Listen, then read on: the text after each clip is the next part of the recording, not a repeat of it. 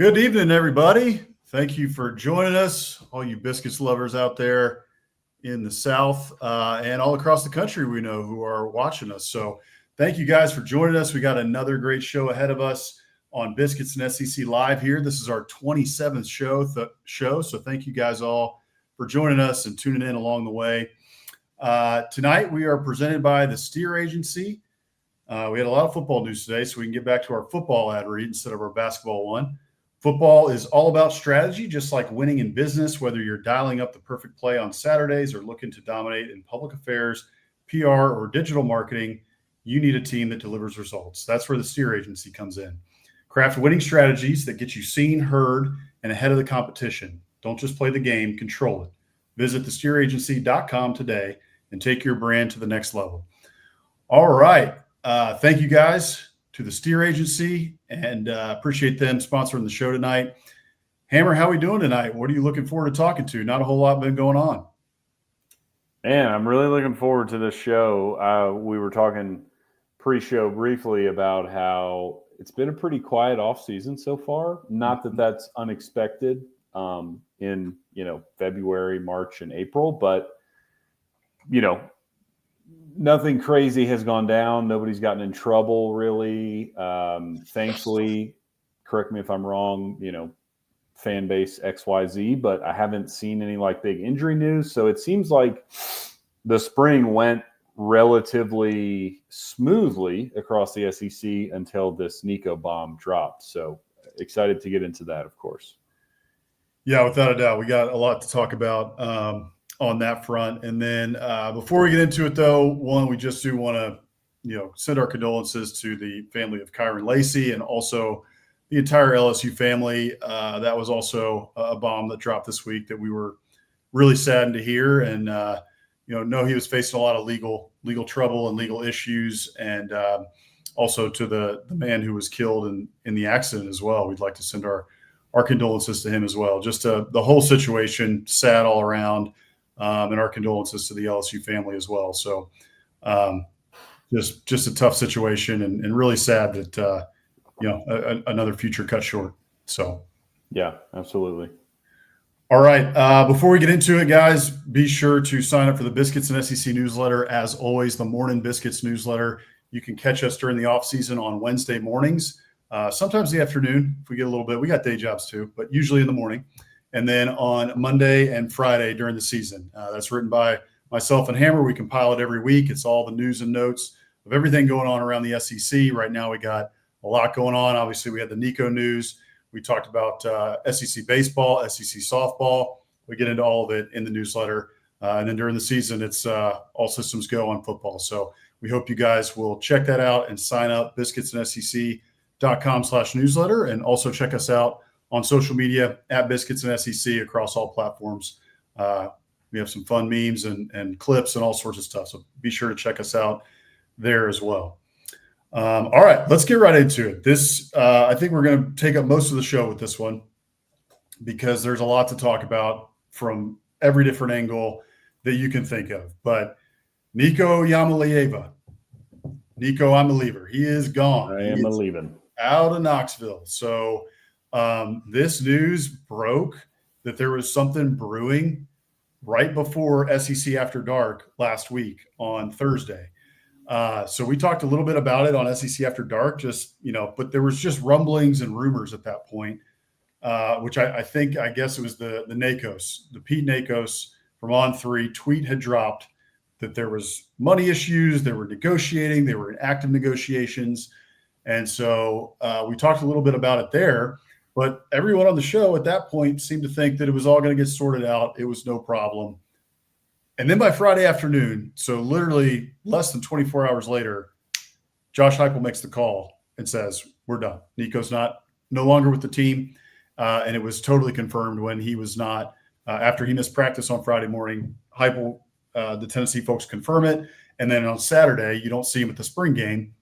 And it's obvious he's gone and Tennessee's moving on. So just a lot of ways we need to attack this one, but give me your initial thoughts and what you were thinking once you heard, all this news over the last week, but just the news dropping as well. Whew. Yeah, there's so much to get into. I will say my sort of knee-jerk initial reaction was really I was stunned because it felt so unnecessary, and it still does, and we'll get into the fallout on both sides of this. But my initial reaction was just like, wait, why? So Nico was in a great situation at Tennessee. He had a good season. We'll get into his stats, but he was obviously not in danger of losing his job. There was no threat there. He was very well taken care of financially, which we also already knew based on the deal he signed out of high school. So when I first saw this, I just kept thinking, why? What are we trying to do here? Because even before he hit the portal officially, again, I thought, and I believe correctly thought, that he was very well taken care of at Tennessee, both from a position and team standpoint as well as financially. And I did not think the market would be that great for him based on what he had done.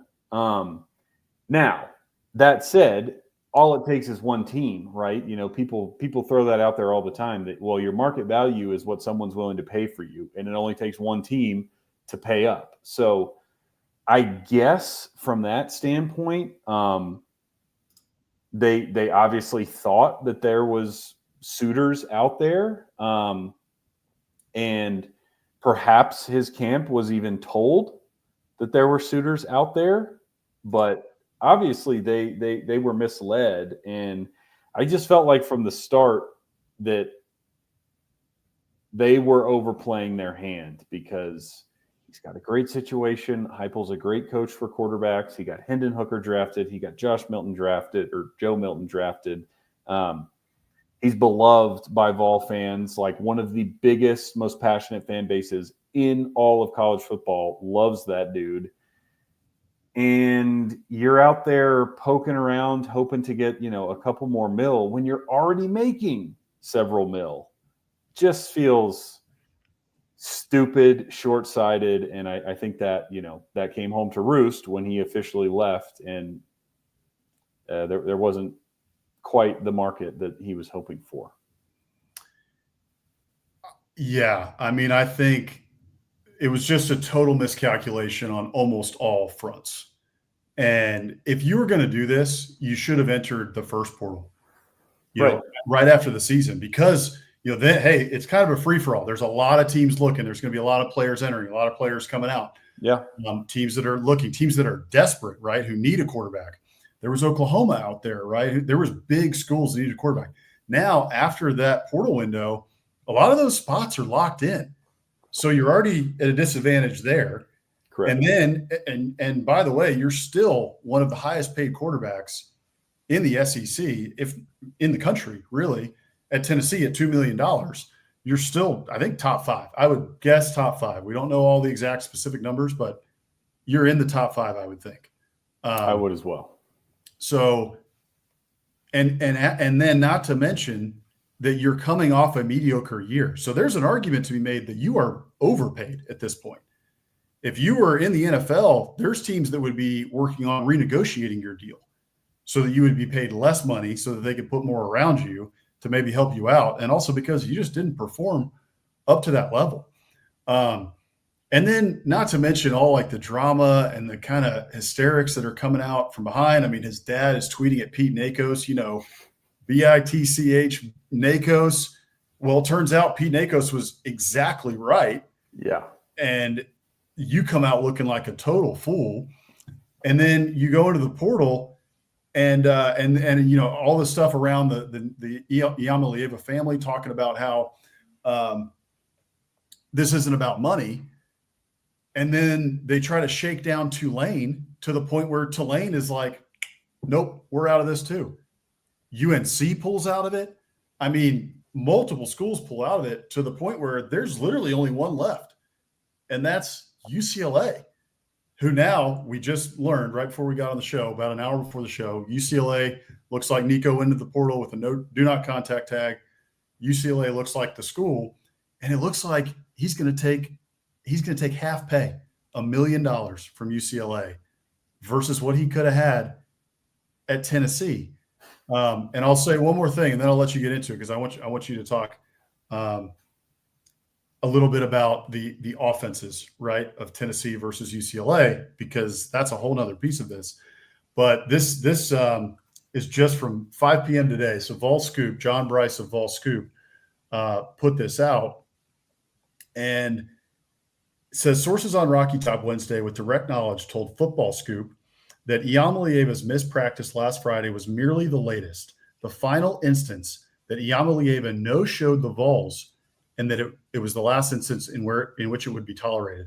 They said Iamaleava had even missed practices without explanation during Tennessee's 2024 season, in which the Vols made their first ever college football playoff appearance. They also indicated that Iamaleava left several $100,000 on the table from his Tennessee contract due to no showing or fulfilling appearance agreements and autograph sessions. So there's that. And then we had Josh Pate confirm earlier this week, a couple days ago, that Iamaleava was basically trying to shake down Tennessee for more money, threatening to sit out the college football playoff game. Yeah, back in December. Like, look, at the end of the day, I'm all for kids trying to make the money while they can. And I get it. There's a lot of money right now in college football. However, you can't act like this and think that the fan base is going to be on your side. It's a terrible look. And like you said, it's short-sighted, right? I mean, I think there was a couple I saw breaking this down. Clay Travis was one of them. Like, think about the long-term NFL prospects, right? Josh Heupel's a great coach. He's put guys in the NFL, like you said. $2 million for a kid with Nico's ceiling is just the beginning. Go do well, continue to rise at Tennessee, play great this year. If you play great this year, go to the NFL, you're going to make way more than that in the NFL, especially once you get to your second contract. So anyway, that's a long-winded answer because there is so much here. But yeah, talk to us a little bit about the offenses, Tennessee versus UCLA, because it's a total downgrade. Right. Well, so this plays into the whole other side of the story, outside of just, Nico as a player, Tennessee, him deciding to transfer. And that other side of the story is Nico's reps, which happens to be his father and some other guy. I don't remember his name. He's a former Florida personnel staffer who's no longer in that space, but I guess knows Nico and his family and has been advising the family. So as you said, Nico's dad in particular has been very vocal throughout all of this, including, tweeting at the reporter, calling him a bitch, and then recently giving quotes to, I think it was Front Office Sports, and then ultimately I think ESPN had a couple quotes. I don't remember exactly which ones came directly from, I think his name is Nick, but Nico's dad, and then there was also a bunch of anonymous sourcing on both sides. So I don't remember who's attributed what. However, I think what happened here is Nico and the people in his camp were complete fools. Whether they thought the market was there and it wasn't, they got played, they overplayed their hand. It was a short-sighted decision, and all that came to fruition when he ends up going to UCLA for half the money. You went from Tennessee that just went to the college football playoff to UCLA that gets 30,000 people at their home games. I mean, insane move for half the money. So all that's going on. Part of this, I think, attempted PR spin once they realized that they had made a big mistake in the way this was all handled. They started to come out and say and try to spin the narrative and telling, through these interviews that, well, this was never about money, not about money. It's about Heupel's offense, and Tennessee needs to do a better job of getting a better offensive line. They need to recruit the offensive line better. They need to recruit the wide receiver better. So, okay, let's, whatever, take that at face value, right? First of all, the reason the offense was bad last year was Nico. And by the way, it wasn't bad because they averaged 35 points a game, which was good enough for 12th in the country. Granted, a lot of that came against Cupcakes. They ran up the score. Within SEC play, their offense struggled. But guess they had the SEC's leading rusher. So sounds to me like the offensive line was pretty good. And you had the best running game in the conference, and the offense was bad. Who do we think could possibly be to blame for the offense being bad when you have the SEC's leading rusher on your roster? Apparently, to Nico and his representatives, they thought Heupel, who, by the way, has, again, sent multiple quarterbacks to the NFL and has run, I'm willing to bet, a top 15 offense in the country. Every single year he's been a head coach dating back to his time at UCF. So even when he was like offensive coordinator. Right. So they felt like the offense was bad. That's what they claim, that this was not about money. It was about the offense. So again, let's recap. Tennessee led the SEC in rushing, or had the SEC's leading rusher. I don't know what they were as a team, but Dylan Sampson. The offense as a whole averaged 35.7 points a game, good enough for 12th in the country. And he's transferring to UCLA, who has an offensive coordinator who has never called plays before. This will be his first season calling plays. And last year, let me find it, they were 126th in the country in total offense, scoring 18.4 points a game.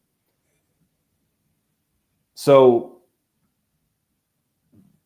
two things could be at play here. One, they could actually believe that utter nonsense that they claim, that the offense was the problem, which, hey, to just call it like it is, then they don't know ball, and that's insane.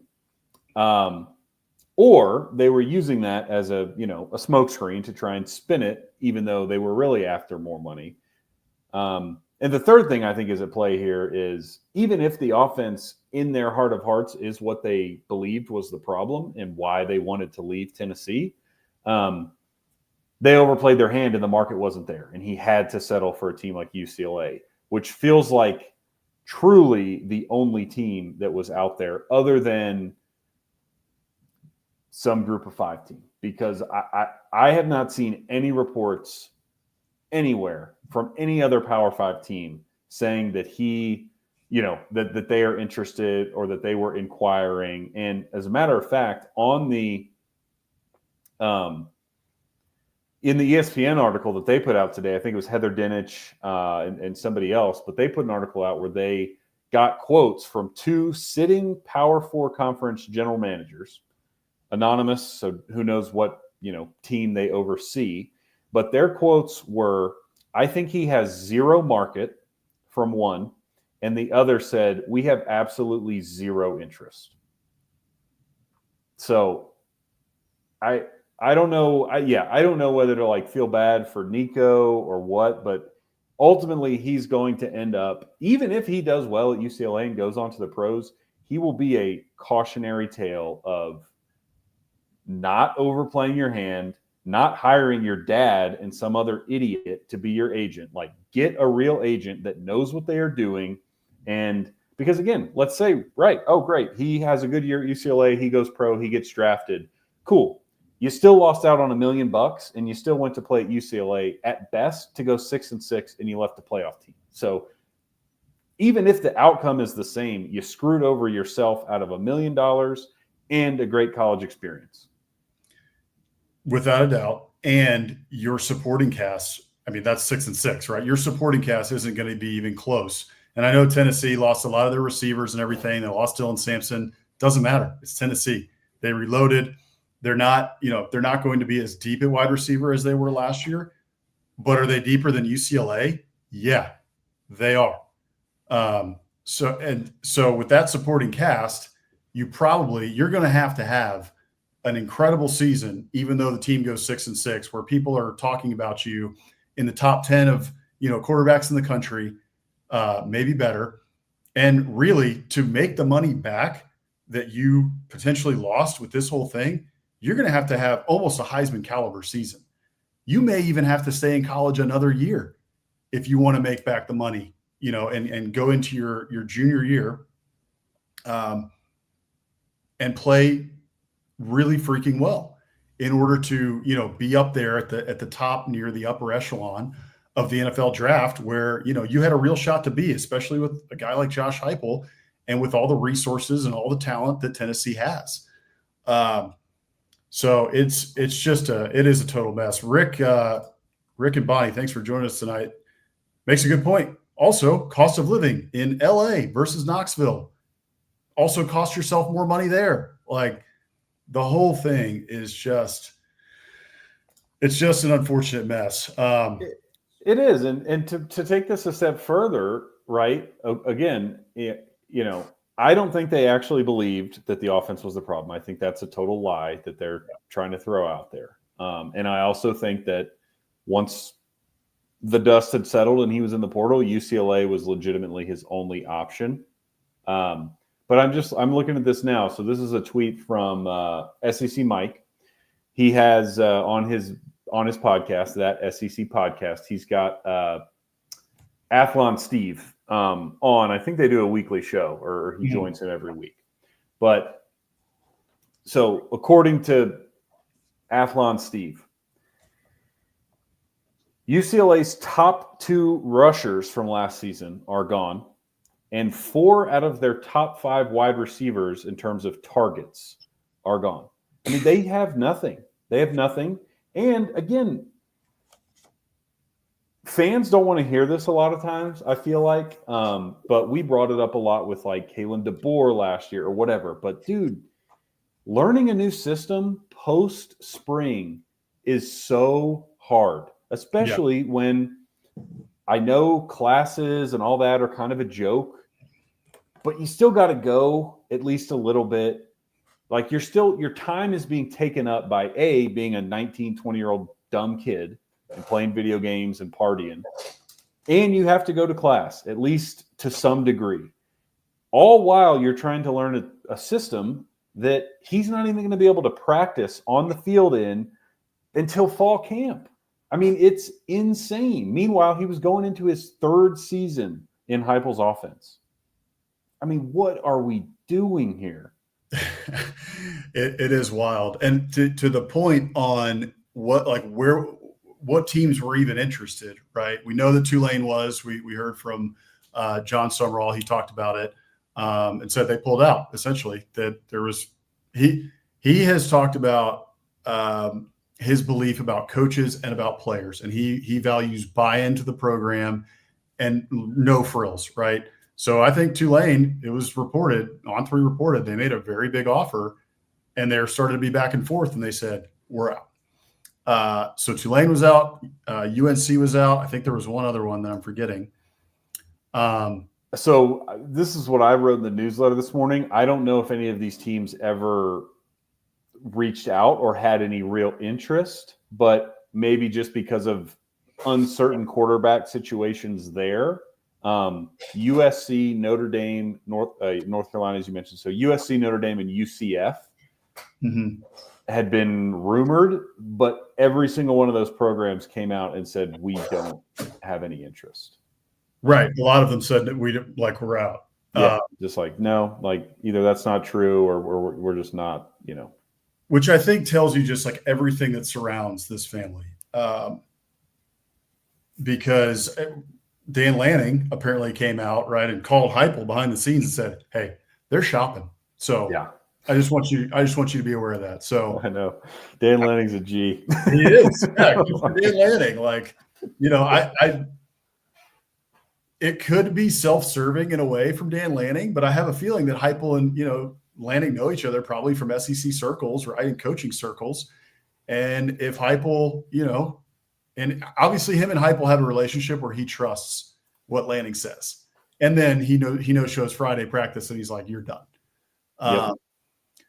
So it just, and then the other piece of it too is I was honestly a little surprised that UCLA wanted to get into this. I mean, I guess they're so bad that they were like, to heck with it, we'll pay them. Yeah. But they've dealt with this family before.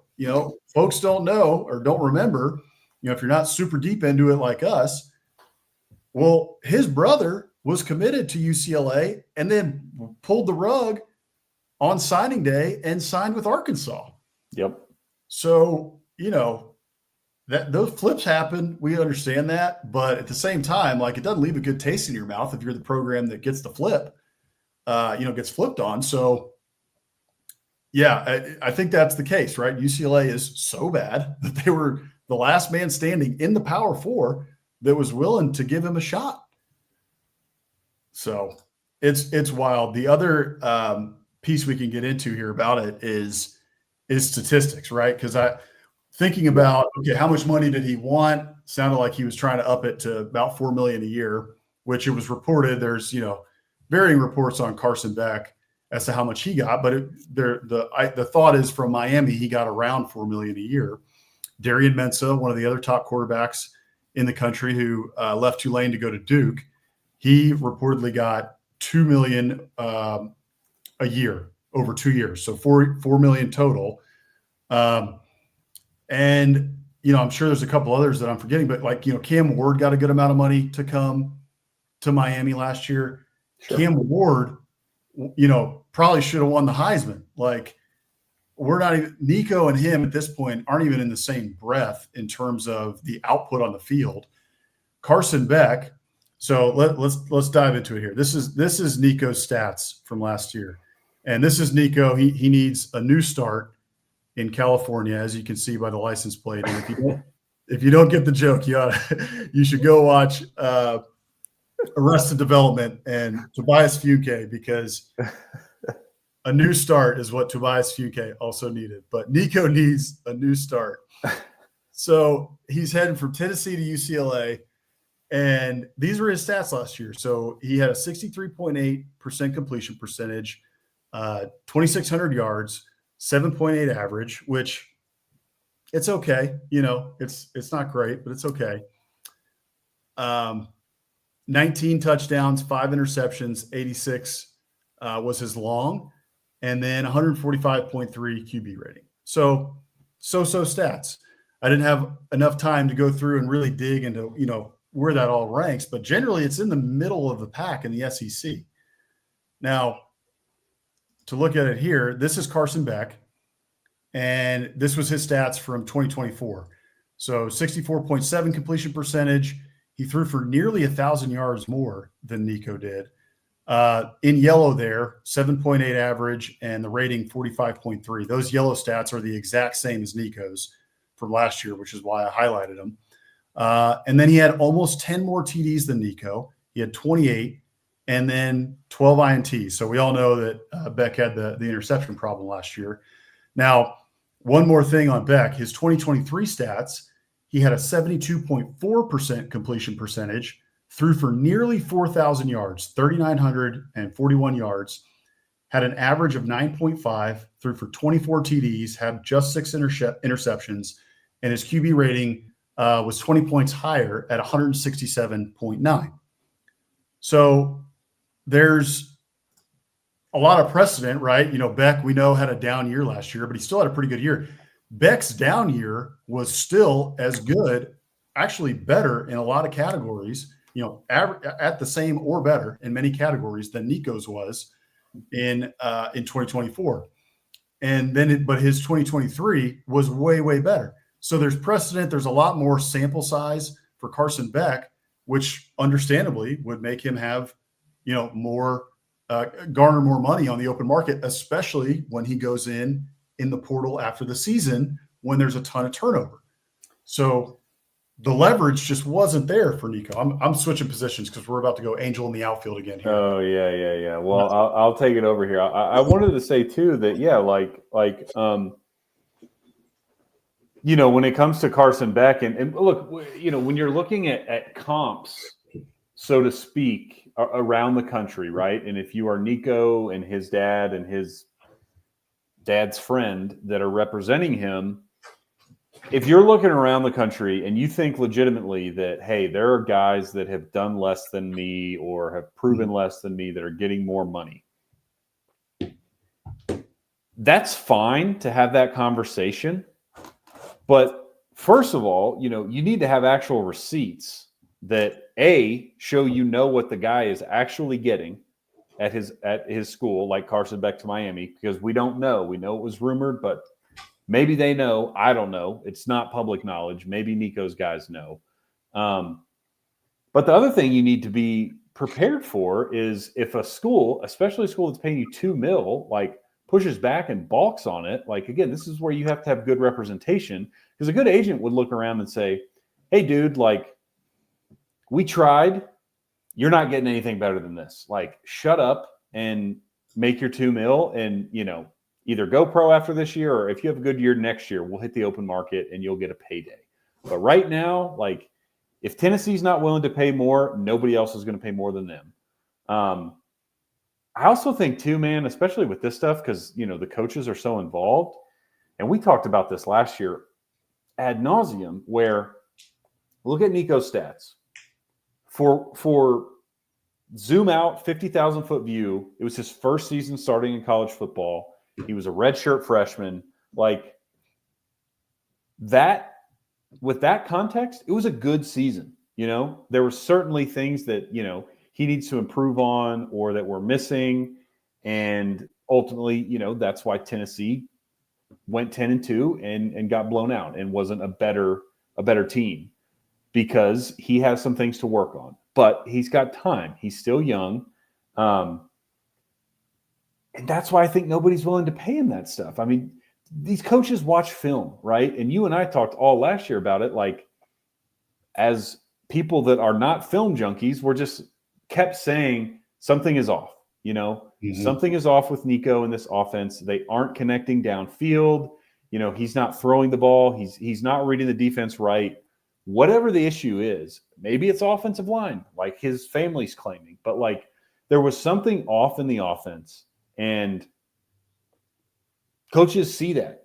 Coaches know exactly what that is, and they're not willing to shell out all that money for a dude who hasn't proven it. And as you mentioned, Carson Beck did. He proved it. And you know what else Carson Beck didn't have last year?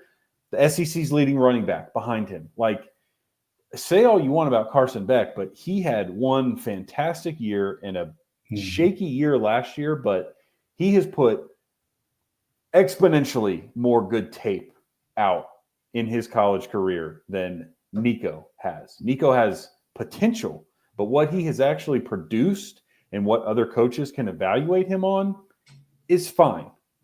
Not $4 million good, which, again, argue if you're a Beck hater that what he put out isn't $4 million good. And I would just push back and say, that's what the market was. And he has put out a lot of good tape. I mean, coming into the year, Beck was thought of as like a first-round pick. And he had a down year, so he wasn't going to be. So that's why he's still in school. But, like, you don't get mocked or projected as a first-round pick if you have no film that's quality in college. Like, he's got skins on the wall far more than Nico does. So if they're upset about him getting more money than Nico, my advice would be, well, why don't you have another season and prove that you're the better quarterback? Because right now, you ain't proved nothing.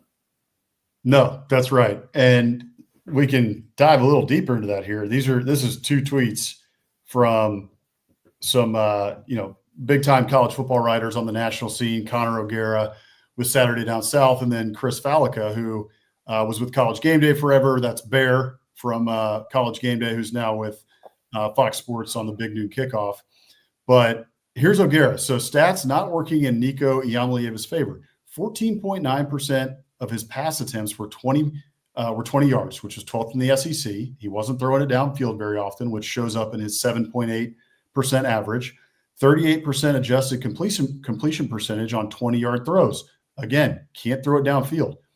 12th in the SEC. Under pressure, 4.9 yards per attempt, so he's not very good under pressure.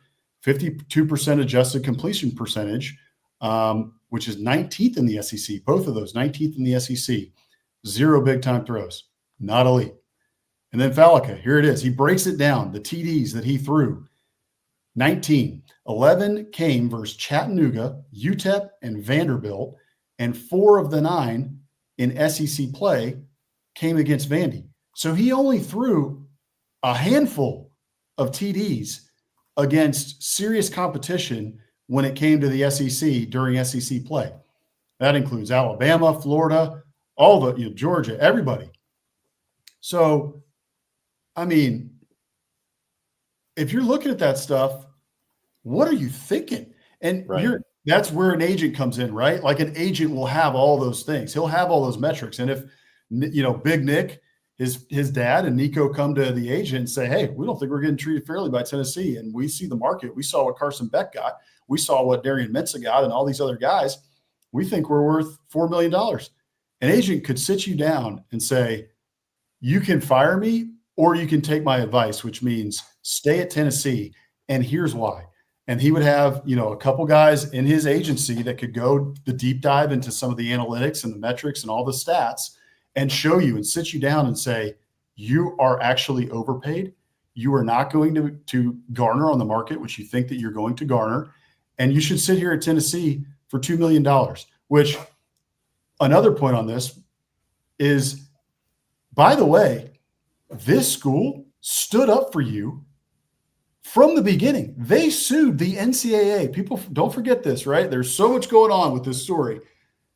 And Tennessee sued the NCAA at the start when Nico Iamaleava was coming there so that Nico Iamaleava, they wouldn't get, investigated and get, cut for NIL deals and all this stuff and try to, make sure that Nico couldn't go there for violations.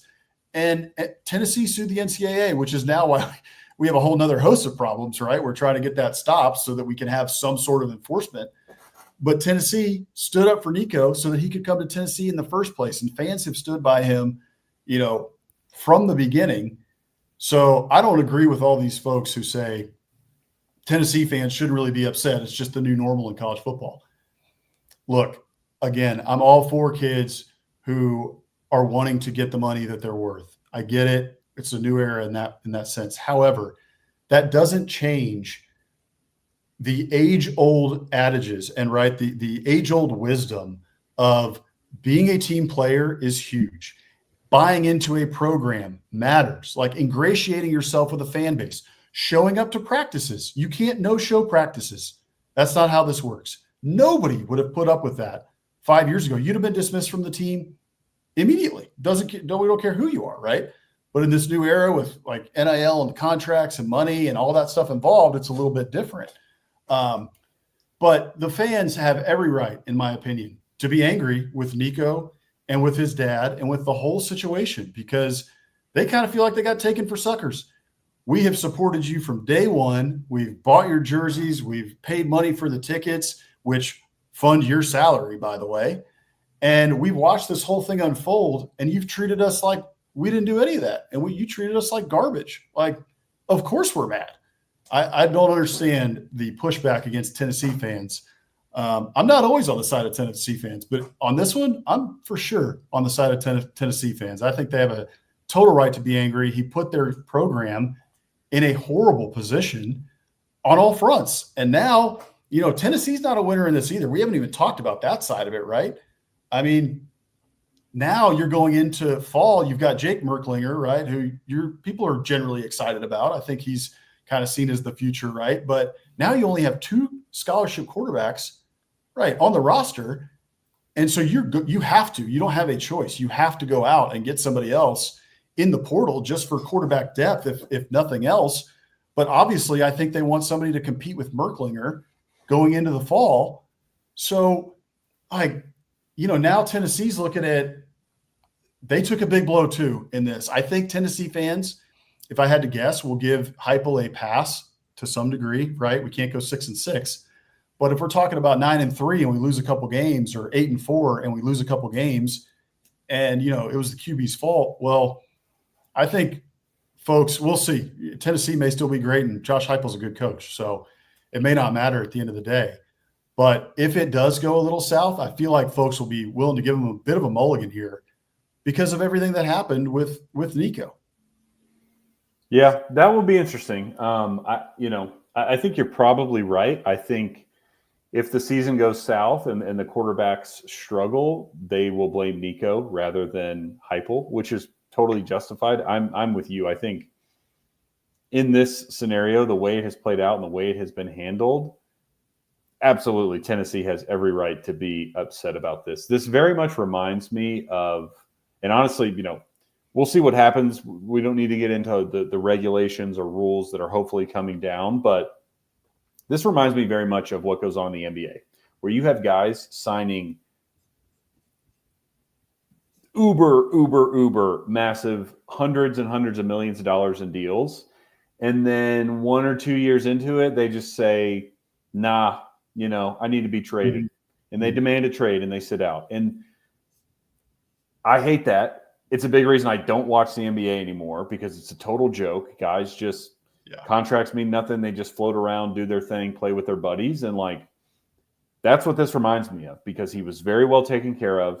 He was in a great situation. And the only reason he is now leaving is because he's pointing fingers at the coach, the offensive line. Everybody but himself is the problem. Oh, and I need more money. And that is just a bad attitude to have as a quarterback, a leader of the team. And one more thing I want to add here on the short-sightedness, and then maybe we can get into the, Tennessee side of it. But a lot of guys have brought this stuff up over the years with the transfer portal. Herb Street has been pounding the table, but and maybe this is just me, this sort of pride I have about attending A&M, or, but you see it. I feel like a lot of Bama guys bring it up too, actually. Guys that went to Bama in the early Saban years, clearly that's not the case for a lot of kids anymore. And I know NIL and the transfer portal has changed it. But if you're smart and you're a college kid and you can see this, man, going to a school and sticking it out, whether it's 4 years or 3 and then the NFL, but if you stay there, that matters. The fans love you. Nico could have had whatever year he was going to have this year, gone to the NFL, and fans would have loved him. He could have always come back to Knoxville. He would have been beloved. He would have been supported. They would support him in the NFL. And he just threw all that down the drain to go to, again, we already talked about all the reasons, all the things he's losing by going to UCLA. But even then, it's your second school is never, they're just not going to love you like your first school most of the time. In certain cases, sure, Baker Mayfield or whoever. But generally speaking, the team you commit to out of high school, if you stick it out with them, you will be rewarded long term in more ways than you can count, especially at Tennessee. Josh Dobbs gave an interview this week. I don't know if you saw this. He was doing some charity golf tournament, and I believe it was this weekend, so 2 days after. I don't think he answered a question specifically about Nico, but he said they just asked him what it means to him to be a Tennessee Vol. And he just goes on and on about how important that is and how great it's been for him and how much he loves the school and how good the school has been to him. And we got kids, not just Nico, but all over the sport right now, just throwing it away for nothing. For nothing. I get it. If you've got a better opportunity, there's more money, or there's a better chance of playing time, sure. But the percentage of kids hitting the portal for those reasons, more money or a better opportunity, is a lot less than 100%. And there's a lot of kids out there that are just getting sucked down the toilet bowl of the transfer portal, never to be heard from again. And they lose out on, just sticking to your commitment and having pride in the school you went to and that school returning that for the rest of your life. And it's just, it just rubs me the wrong way. I just hate how it was handled. And I think, hopefully, unfortunately for Nico, hopefully he can kind of be a cautionary tale and we don't see something as foolish as this happen again. But I don't know. I mean, money obviously clouds judgment. So I would not be surprised if we see similar moves like this. Yeah, I think there probably will be more in the future. Hopefully the rules that are coming down from the settlement with the NCAA will hopefully kind of put a bit of a clamp on this, or just some structure around it. But I do think that this will be a cautionary tale, right? This is going to be one of those things that if you're coming into my agency, right, and you're going to be on my Rolodex, on my agency roster, and we're going to, get you the best we can at whatever school, when we give you my presentation, I'm putting this in the deck. right? Like we represent you so that this sort of thing does not happen. Because here's the thing, Nico lost himself at least $1 million. He lost himself a lot of credibility. He lost himself all that you mentioned in terms of the long-term outlook of a school, right? A school who loves you. And there are so many examples of that. Talk VFL, right? A Vol fan for life. They love their Vols there, right? Like if you're a Vol and you stick it out with us and you play well, don't be Jared Garantano. Sorry, Jared. Yeah. I don't like you as much. But if you play decently well and you love Tennessee, right, and you show up for that school, show up to autograph sessions, like show up for folks there and ingratiate yourself with the community, you're a VFL, you'll be a Vol for life. Von Miller talks about A&M all the time, about how much A&M did for him as a person and how much he loves coming back to College Station. Johnny Manziel talks about the same thing, right, at A&M. And you can go down the list of schools. Matt Corral, I know, has a love for Ole Miss, and he stuck it out through some tough times there at Ole Miss. There's also the short-sightedness there. One other thing I wanted to point out here, I'm sorry to call him out here, but this is maybe one of the all-time freezing cold takes. This is from Adam Gorney, who is the national recruiting director for Rivals and Yahoo. He tweeted out on April 12th that if Beck is worth $4 million and Mateer is worth $3 million to transfer, then the market for Nico will be much bigger than $2 million he was getting at Tennessee. Tons of recent number one QBs transferred. Nico put up stats similar to Caleb Williams when he was at OU. Nico will be fine. Whoops. Old takes. What's the meme, like update, he was not fine or whatever. Like things were not fine. Yeah, the burning room, right? He's with the mug. Oh man. Yeah. So it's a rough situation. And we've blustered almost an hour about this, which I figured we would. This is a big story, the biggest story in college football of really the offseason so far. And so we had to talk a lot about it. On the Tennessee side, I touched on it a little bit. It's not going to be easy for them to do. I mean, I know we're hearing rumors on Twitter and through the grapevine that Tennessee's reaching out to quarterbacks. Even a couple of quarterbacks in the Power Four have gotten raises apparently from their collectives because Tennessee's fishing, and I expected them to. Right? I think everybody does. If you can go out and get somebody who's a Power Four starter, you look, at the end of the day, you got to make some tampering calls. Like this is a results-based business, and you just lost your starting quarterback who, despite everything we just talked about and how mediocre of a season he had last year, still has one of the higher ceilings in college football. He was the former number one overall quarterback in his class, a 5-star. So he still has a very high ceiling, and it's not to say that he's not going to be a very good quarterback and that he doesn't have the talent to become a first-round quarterback in the NFL. So Tennessee just lost that. And they've got Jake Merklinger, who just doesn't have a lot of experience under his belt, was a highly recruited kid. But, you gotta kick the tires on some other kids who might be willing to come. And I have no idea what Tennessee's going to do, but I know that we're going to hear something in the next couple of days because this window is not long. I forget exactly when it closes, but it's only a week and a half. So Tennessee has to make moves very quickly. And I honestly, I don't know where they go, because looking in the portal right now, who is in the portal, you could get the kid from Virginia Tech who just entered the portal. He was a 3-star transfer. He was a 4-star recruit. But other than that, there's not a whole lot in the portal right now that gets you too excited. If you're a Tennessee fan, I would think so. You got to go fishing behind the scenes to see if you can get somebody to go into the portal and go no contact and end up in Knoxville. Yeah, no, I totally agree. I don't know where they're going to go. That's what we talked about. I mean, they're in the same boat, right? Like whoever they go out and get. I mean, this musical chairs game is basically done. Their seats are filled, and right. And even if you're Tennessee's camp, like it's going to be hard to lure a guy away from both sides, because starting quarterbacks are being paid well across the Power Four. They probably don't want to transfer post-spring and try and learn a new system in fall camp. And then same thing for Tennessee, right? It's like, hey, are we really going to shell out X amount of money for a dude who's going to have to learn our system in a month? Or do we just roll with the guys we got? And they're going to have to bring in somebody for depth or to at least push them. But my guess is it's going to be Merklinger, because I don't think they're going to be able to find a kid on this kind of short notice who's better. Yeah, it's they're up a creek. That's the truth. They're up a creek. It's the most important position on the field, and now you have a big hole to fill there. And maybe Merklinger steps up to the plate. We'll see. But it's a tough position for Josh Heupel to be in. He's got to be.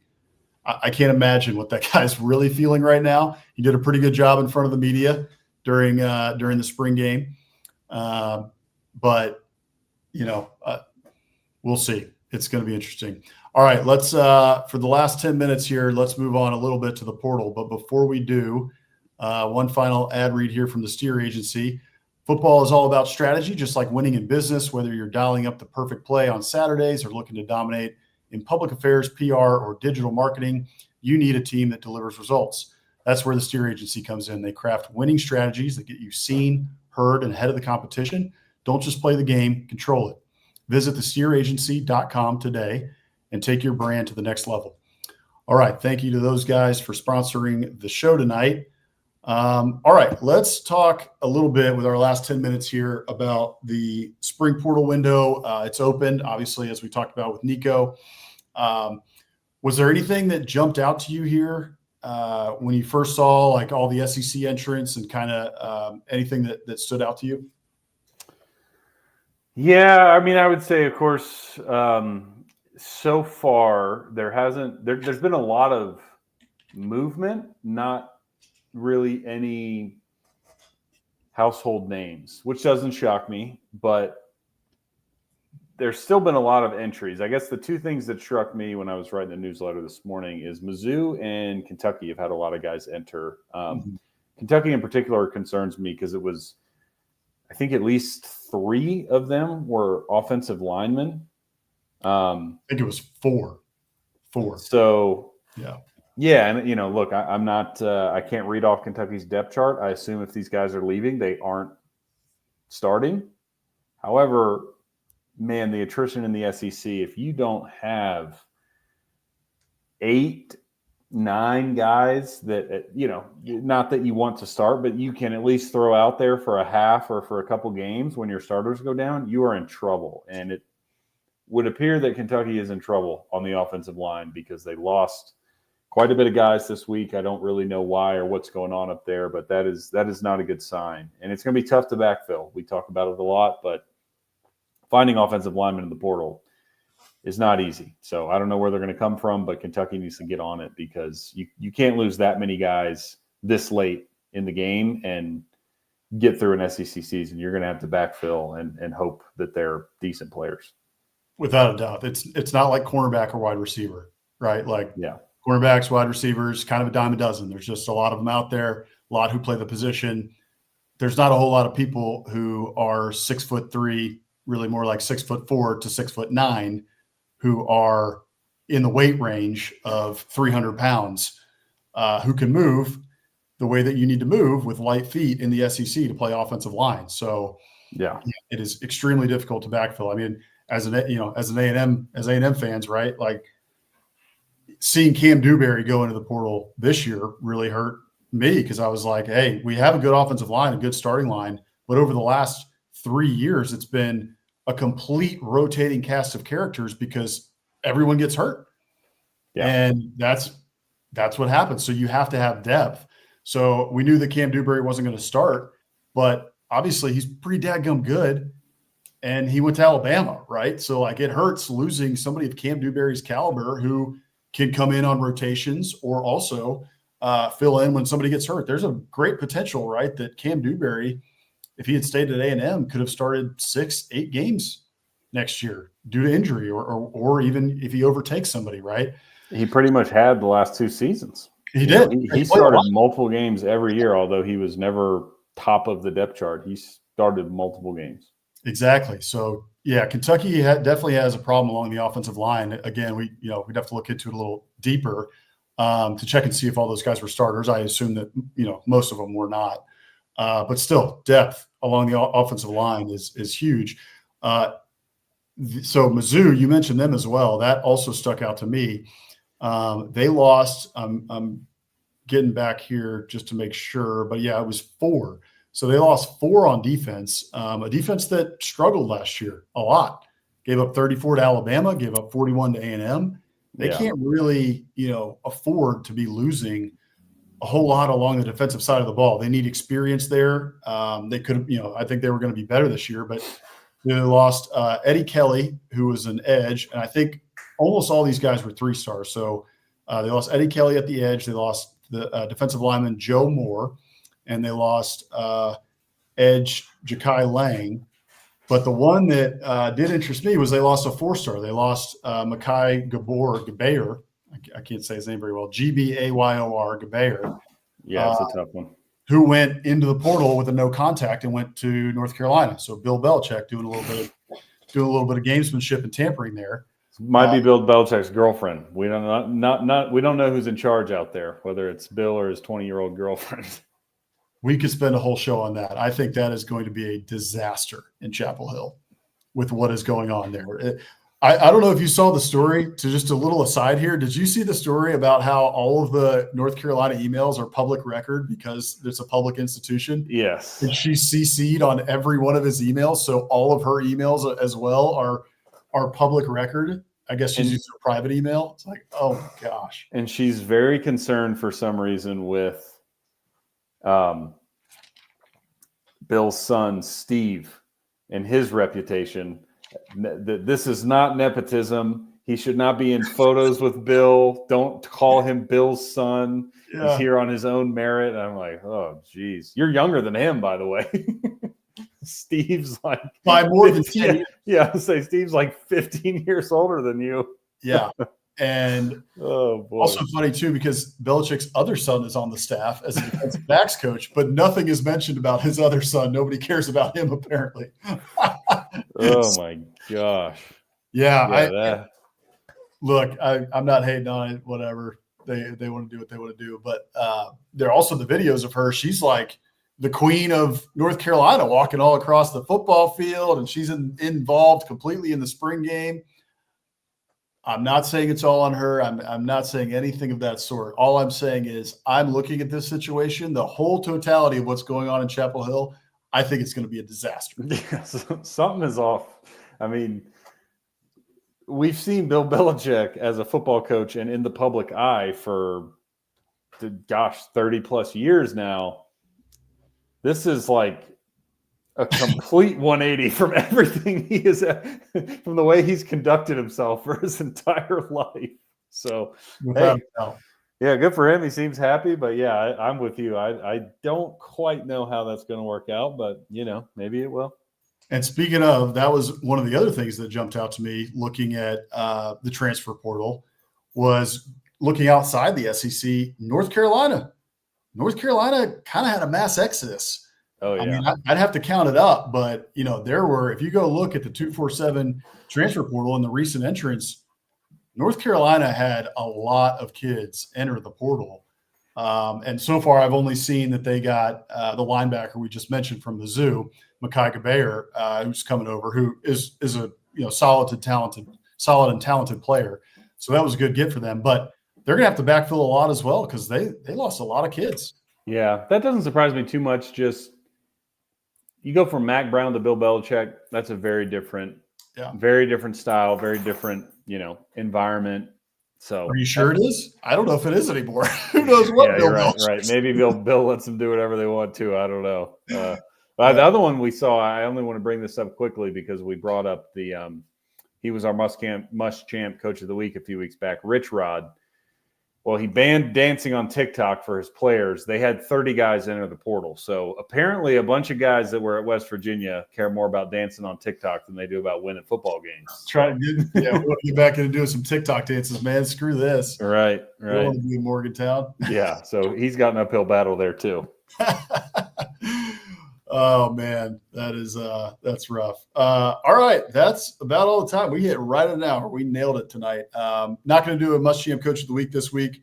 Didn't have time to get to it. We will try to get Matt Damon on next week.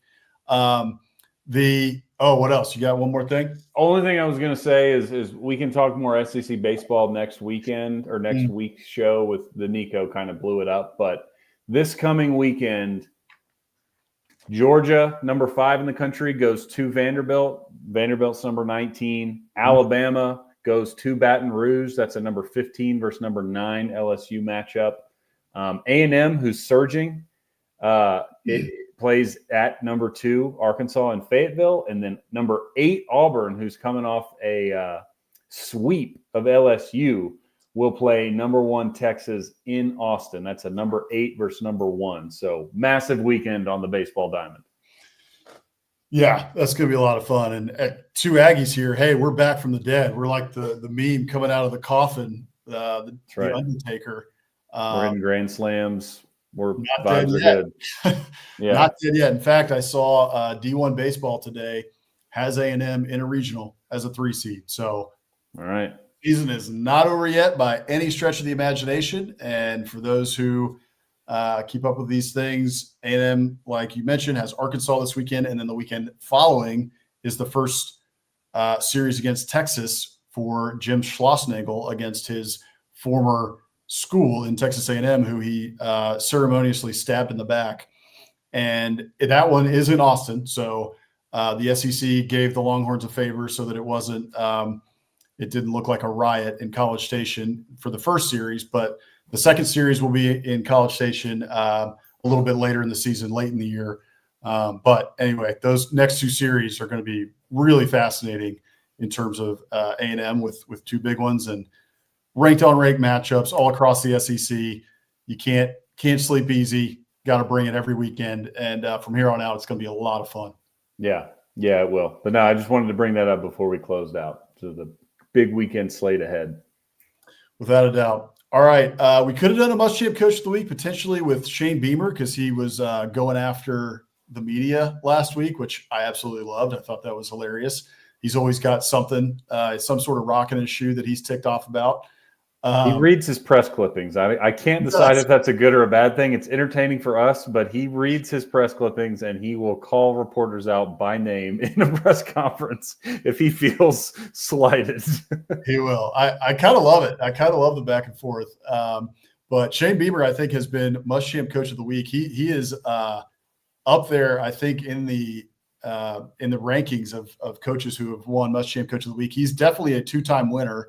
And so I just couldn't bring myself to give it to him just yet again, though I'm sure he will have another clip here very soon that I will be able to name him must-GM coach of the week. So anyway, that is it for us tonight. Thank you guys all for joining us. We got close to 200 folks here tonight. So we appreciate you guys joining. We will be back here next week on Wednesday evening. But until then, we will also be on Wednesday morning next week with the Biscuits and SEC newsletter. As always, biscuitsandsec.com/newsletter to sign up. It's the Morning Biscuits newsletter written by yours truly and Hammer over there. We write it on Wednesdays during the off season, and then during the football season, we're on Mondays and Fridays. So hope you will join us there. And that will do it for us tonight. Thank you guys again. We look forward to seeing you soon. For Hammer, I am Bossman. Signing off. Appreciate y'all.